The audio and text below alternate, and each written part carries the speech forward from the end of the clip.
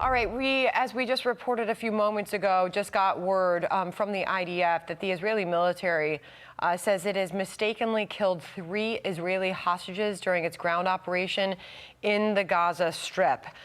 They said that during combat, the IDF mistakenly identified those hostages as a threat, and as a result, the troops fired toward them, and they were killed. Victoria Coates is joining us now. She joins us by phone.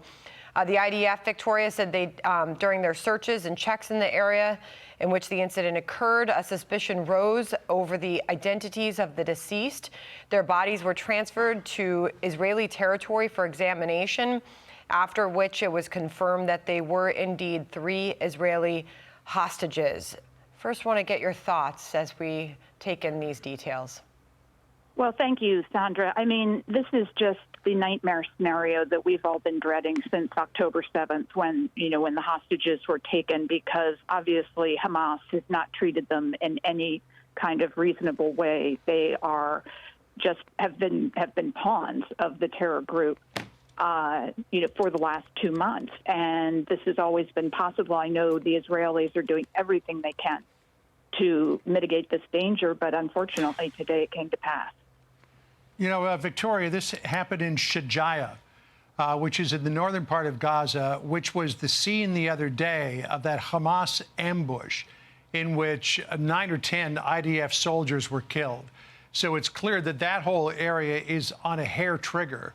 And when you get into a situation like that, when you're engaged in close quarters, ground, almost hand-to-hand combat fighting, you see a threat, you're going to try to neutralize it before you check it out. It's an unfortunate product of being in an environment like that. But to your knowledge, what could the IDF possibly do to mitigate this in the future?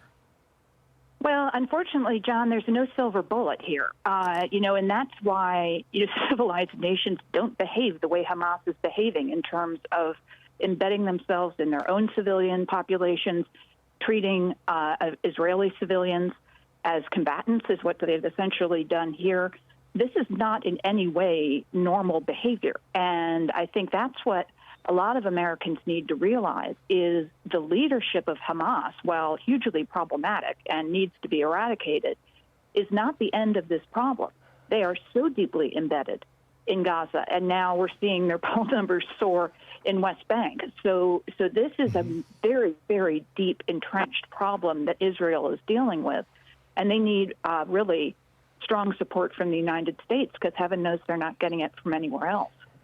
Victoria, also, I just want to give further details here on what we're learning. Tom Haim was one of the hostages killed in this incident. He was kidnapped from Kibbutz Kfar Aza by the Hamas terrorist organization on October 7th. For many who have been following the stories of each of these hostages, he was the drummer from Kfar Aza. He was last seen in a video he sent his mother on that Saturday morning, October 7th. Samar Talalka, who was also kidnapped from Kibbutz, actually near by the Hamas terrorist organization, also on October 7th. The third hostage's family has been notified, but requested that his name not be broadcasted.